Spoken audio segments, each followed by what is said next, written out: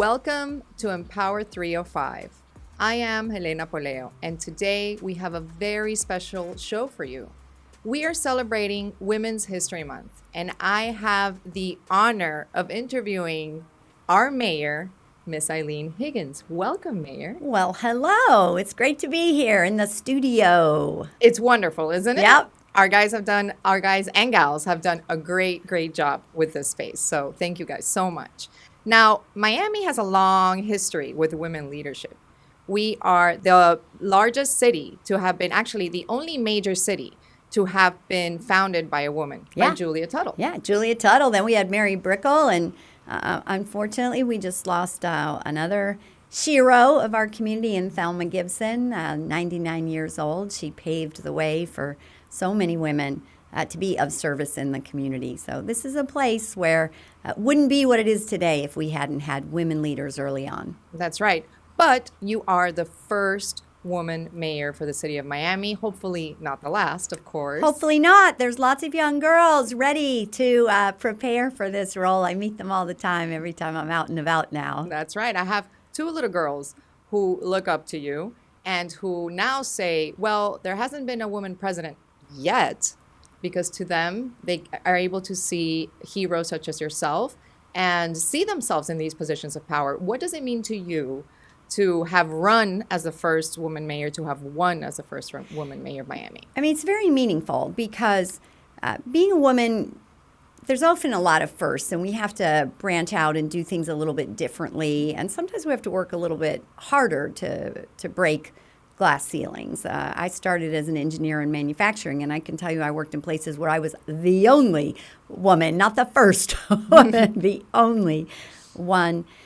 So it is meaningful to know that women, young girls, teenagers now can see themselves in elected positions locally here in their own town, not just somebody else that might be up in Tallahassee or somebody might be up in Washington, that it's local. The other thing that's great about local government for me, that's why I like it, is it's friendly, right? I see people every day. I probably see between 100 and 250 people every day. So for young women and young girls, it's real. They get to meet their mayor in a way that they'll never meet a female senator, for example. So they can ask questions, and they do ask questions. And you are very out there in the community. You go to a lot of events. You do a lot of media.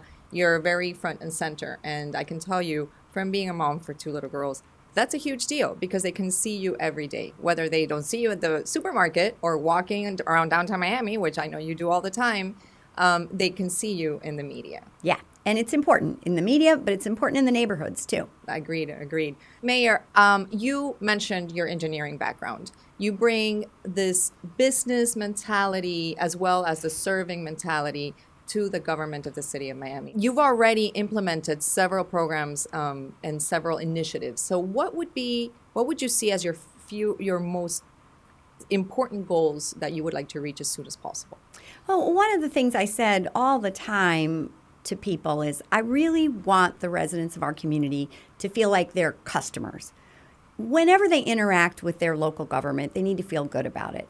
They need to know that we respond, that we help them. They're not calling the government because they like to. They're calling us because they need us, right? They need help opening a small business. They need help getting a permit to repair their house. They need help with a drainage project on their street. And it's really important to me that we transform the city into a place that is hyper-focused on efficiency, but in service of the residents, because that's what it's all about. They pay our salaries. Let's be very clear. We work for them, and we need to make sure that they're on the receiving end of amazing processes. For me, the acceleration of affordable housing, absolutely key. It's our number one crisis that we've got going on. We have a permitting process here that is pretty arduous and slow. Sometimes can take a couple of years before you can get an affordable project under construction. And our team here is totally committed now to transforming that. And my goal is we're moving from years on approval to months on approval. And once we do that, we'll see if we can get it done in weeks. And we've already launched some permitting approvals and made big changes in how we do procurement and construction in order to help small businesses. So you've already launched two specific programs that we have to speed up permitting in residential as well as commercial. So you have same day, no wait permitting, which means that you can go in, a homeowner can go in with their information and get their permit the same day. And tell us about why that is so important. All right. If you want to replace your windows or fix your roof or repave your driveway because it's cracked, it should not be a full-time job, right? You need this to happen quickly. And so what we've done with same day, no delay, we even made it rhyme. That's right. Permitting, is you can come to the city administration building, you bring your plans. We've got everybody sitting there. You can go from window to window to window. They'll review what your plans look like. They'll give you comments that same day. And we're seeing people walk out with their permits the same day. There's all kinds of reasons that matters. First of all, it frees up the rest of the team to work on other more complicated permitting projects here at the city. It makes life easier. It eliminates frustration for our residents. It also saves them costs on these projects. So it's fun to be in the lobby of the admin building because we're meeting people. There was a gentleman there with tears in his eyes. He had done this before as a contractor, and it had taken months to do what happened in basically 2 hours for him the other day. There you're talking about their own home. You've also implemented new permitting for commercial properties and condos. Well, commercial properties for sure. So let's imagine you got a big office building. On any given day, and we've all worked in a big office building, on any given day, something's broken, right? You need to fix the toilet, maybe down the hall, you've got to do some minor electrical work. Maybe you need to move a sprinkler. Maybe an office is expanding and they're going to add another employee, so they want to put up a little barrier. None of this stuff is structural work. None of it is big, complicated work.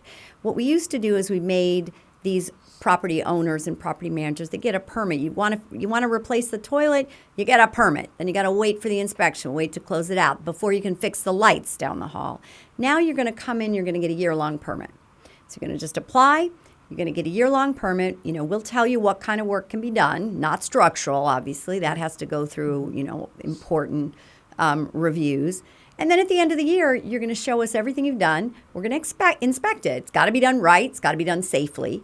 And you'll pay your permit fees at the end of the year. So again, getting rid of bureaucracy, making approvals for simple jobs easier, saving people time, saving people money. That's the kind of city we're becoming.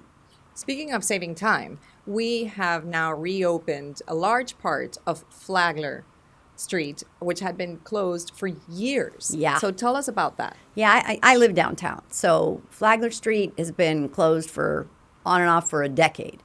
It's ridiculous. And so I'm very, very grateful to our city team because we now have a manager that basically encourages innovation and different ways of thinking. And he just said, you got to find a way to get this open in 30 days. And we implemented a very innovative procurement process, got a new contractor, and essentially had the sections that have been closed open. And that is so crucial.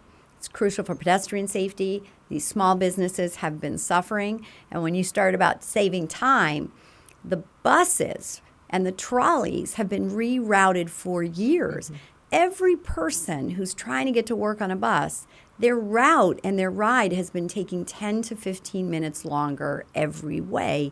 And that's meaningful. People on the bus, they're often low-wage workers working really hard jobs, and they deserve to have their time back too. So I'm very, very proud of our Office of Capital Improvements. Jose did a fantastic job with his team to get Flagler open in record time. So Mayor, what can the residents and businesses of Miami expect for the rest of your tenure as mayor? Well, certainly we're going to accelerate more permitting. So you can see lots of changes for that. You're also going to see our resiliency projects paid attention to, looking to make sure we accelerate them, and then lots of environmentally friendly. For example, we've just eliminated styrofoam and single-use plastics in our city facilities. So it's a very exciting time to be a City of Miami resident. If you have suggestions on things we can do better, you know how to reach us. Absolutely. You can always reach her on social media. I guarantee you they check everything that is written on there. So you're welcome to reach her that way. And thank you so much for joining us. Of course, we will have you back again to continue talking about all these initiatives. So I can't wait for that. And remember to like, share, and subscribe. Thank you so much for watching and listening to our podcast.